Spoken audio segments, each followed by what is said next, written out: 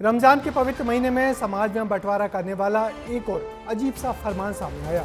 इसमें रमजान पर इफ्तार का सामान सिर्फ और सिर्फ मुस्लिम भाई से खरीदने की अपील की गई।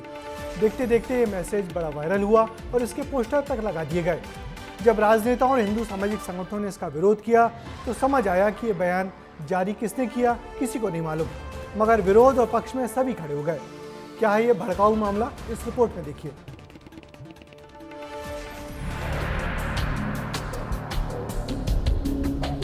रमजान पर आया नया फरमान। यदि बहुसंख्यक समाज खड़ा हो गया तो फिर क्या होगा? काफिरों से नहीं खरीदे सामान। ऐसा कोई फैसला अभी किसी उलेमा और बड़ी तंजीम ने नहीं लिया है। ये जो न्यूज़ है ये गलत है और इसका कोई प्रभाव ना पड़ा है ना पड़ेगा। इस वायरल पोस्ट को ध्यान से पढ़ें।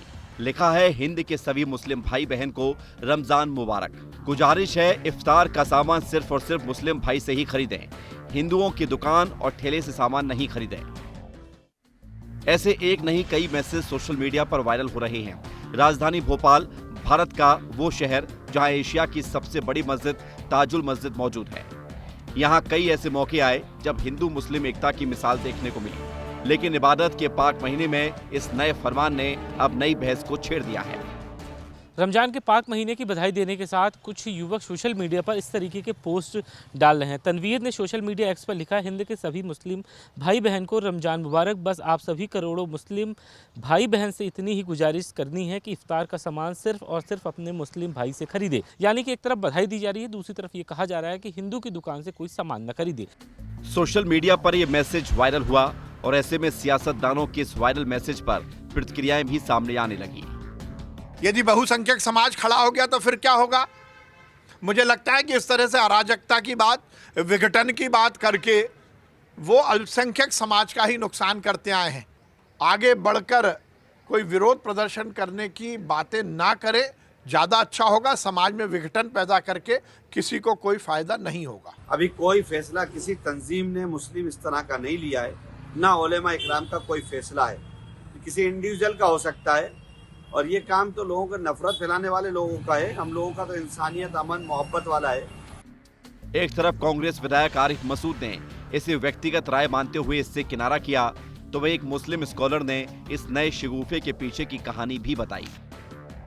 जब आप संघ और भारतीय जनता पार्टी और बीजेपी के लोग खुलेआम दीपावली पर पूरे पोस्टर पूरे प्रदेश में लगा रहे थे कि दीपावली जिनकी उन्हीं से खरीदारी की जाए, आज अगर मुस्लिम समाज के लोग इस तरह के पोस्टर या इस तरह का कुछ कर रहे हैं तो इससे पेट में दर्द होने की ज़रूरत क्या है?